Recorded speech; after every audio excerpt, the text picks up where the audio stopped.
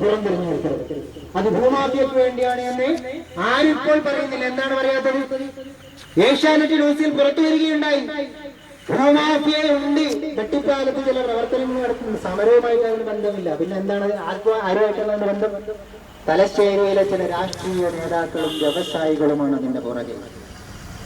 ആ പേരങ്ങ് പുറത്തു വന്നപ്പോ ഉടനെ ഭൂമാഫിയ എന്ന പേരങ്ങ് പോയി. പിന്നെ തീവ്രവാദികൾ മാത്രം. എന്താ തീവ്രവാദം? തീവ്രവാദം എന്താണല്ലേ? തീവ്രവാദം ചർച്ചയ്ക്ക് വരുന്നില്ല. വലിയ കുറ്റമല്ലേ? നടത്തിയ ചർച്ചകളിലെ തീരുമാനങ്ങളൊക്കെ എന്തായി എന്ന് ചർച്ച ചെയ്യും സഹോദരങ്ങളെ. കഴിഞ്ഞ ദിവസങ്ങൾ, കഴിഞ്ഞ ദശാബ്ദങ്ങളായിട്ട് നടത്തിയ ചർച്ചകളിലെ തീരുമാനങ്ങളൊക്കെ നിങ്ങൾ എന്താക്കി? ആ കടലാസ് കൂട്ടിയിട്ടിട്ട് തണുപ്പിന് ചൂട് കാര്യമല്ലേ ചെയ്തത്? ചൂടിട്ടിട്ട് കത്തിച്ചിട്ട് മറ്റെന്തെങ്കിലും ചെയ്തോ? അതാണ് ചർച്ച ചെയ്യേണ്ടത്. ആ ചർച്ചയിലേക്ക് വരാൻ വേണ്ടിയാണ് ഞങ്ങൾ ചർച്ചയ്ക്കില്ല എന്ന് നിരന്തരമായിട്ട് പ്രഖ്യാപിച്ചുകൊണ്ടിരുന്നത്. ചർച്ച എന്ന് പറഞ്ഞാൽ അവിടെ പോയിരുന്നാല് തുടങ്ങാം, നമുക്ക് തുടങ്ങാം. ആദ്യത്തെ ഒന്നാമത്തെ ഐറ്റം എന്താണ്? കുന്നവല്ല ജനങ്ങൾ വമ്പിച്ച കഷ്ടപ്പാടുകളാണ് അനുഭവിച്ചു വരുന്നത് നിങ്ങൾക്കറിയാം. നാളെയും അത് കേൾക്കും, ഇനിയും അത് കേൾക്കും. പലപ്പോഴും ചില രാഷ്ട്രീയ പാർട്ടികൾ, പ്രധാനപ്പെട്ട രാഷ്ട്രീയ പാർട്ടികളുടെ പ്രസ്താവനകളിലൊക്കെ കാണാം.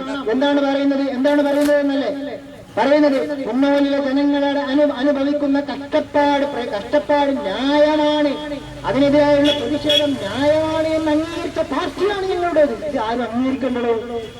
ഇതാരും അംഗീകരിക്കേണ്ട. ഞങ്ങൾ അനുഭവിച്ചുകൊണ്ടിരിക്കുകയാണ്.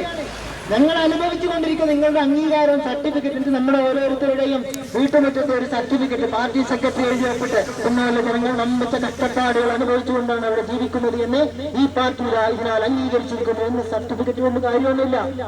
അപ്പൊ നമ്മൾ മനസ്സിലാക്കേണ്ടത് എന്താണെന്ന് പറഞ്ഞാൽ ഈ അംഗീകാരമല്ല പ്രധാനം, മറിച്ച് അതിനെക്കുറിച്ചുള്ള നടപടികളാണ് പ്രധാനം. ആ നടപടികളിലേക്ക് എത്തിക്കുവാൻ വേണ്ടി നമ്മൾ ഓരോരുത്തരും ബന്ധപ്പെടണം. പാർട്ടിക്കകത്തും പുറത്തും, അതുപോലെ തന്നെ ക്ലബുകളുടെ പേര്, അതുപോലെ തന്നെ മറ്റെന്തെങ്കിലും വേദികളുണ്ടോ ആ വേദികളിലൊക്കെ നാളെ വന്നിട്ട് ഇവിടുത്തെ സമരപ്പന്തൽ പൊളിച്ചാൽ, തിങ്കളാഴ്ച രാവിലെ വന്നിട്ട് ഇവിടുത്തെ സമരപ്പന്തൽ പൊളിച്ചാൽ സമരം പൊളിഞ്ഞു പോയി എന്ന് ആരും വിചാരിക്കണ്ട. ആരും പൊളിയില്ല, സമരം പൊളിയല്ല. സമരം തുടരും, സമരം വിജയം വരെയും തുടരും. ഈ സമരപ്പന്തൽ വന്ന് പൊളിക്കുകയും അതുപോലെ തന്നെ ബലം പ്രയോഗിച്ച് മാലിന്യമിടാൻ ഇവിടെ ശ്രമിക്കുകയുമാണ് എങ്കിൽ അതോടുകൂടി ഇവിടെ ഉയരാനിരിക്കുന്നത് ജനപക്ഷ രാഷ്ട്രീയത്തിന്റെ പുതിയ വെല്ലുവിളികളായിരിക്കും. രാഷ്ട്രീയ പാർട്ടികൾ പെട്ടിയൻ ആര് കൊണ്ടുപോയാലെന്താ, താക്കോൽ ഞങ്ങളുടെ കയ്യിലല്ലേ എന്ന് വിചാരിച്ചിരിക്കുന്ന മൂഢന്മാരെ പോലെ താക്കോലുമായിട്ട് അവിടെ ഇവിടെ പാർട്ടി ഓഫീസിൽ ഇരിക്കേണ്ടി വരും. ജനം വേറെ ആയിട്ട് പോകും.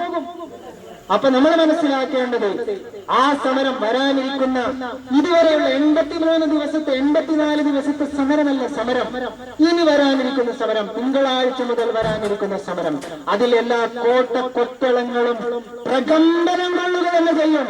പ്രകമ്പനം കൊള്ളും. അവിടെ ജനമിറങ്ങും. ഓരോ നാട്ടിലെയും ജനങ്ങൾ ഇവിടെ നമുക്ക് ഐക്യദാർഢ്യവുമായിട്ട് പ്രഖ്യാപിച്ചിറങ്ങും. അങ്ങനെ കുട്ടിപ്പാലത്ത് മാലിന്യത്തിന്റെ പേരിൽ പണം കുമിഞ്ഞു കൂട്ടുവാൻ വേണ്ടി ചില ആളുകൾ കൂടിയിട്ട്, വിനയമുള്ള രാജനും വിനയമില്ലാത്ത രാജനും ഒക്കെ കൂടിയിട്ട് അഭ്യാസങ്ങൾ കാണിക്കുന്നത് ജനം പുറത്ത് വലിച്ചെറിഞ്ഞു കൊണ്ടുവരും, ചർച്ച ചെയ്യും, അവരോട് ഇറങ്ങിപ്പോകാൻ പറയും. വോട്ടല്ല നിങ്ങൾക്ക് ആട്ടാണ് എന്ന് പറയുന്ന ഒരവസ്ഥയിലേക്ക് ഈ സമൂഹത്തെ കൊണ്ടെത്തിക്കുവാൻ ഞങ്ങൾക്ക് സാധിക്കും. കാരണം ഇത് ജനപോരാട്ടമാണ്, ജനങ്ങളുടെ പോരാട്ടമാണ്. ഒരാൾ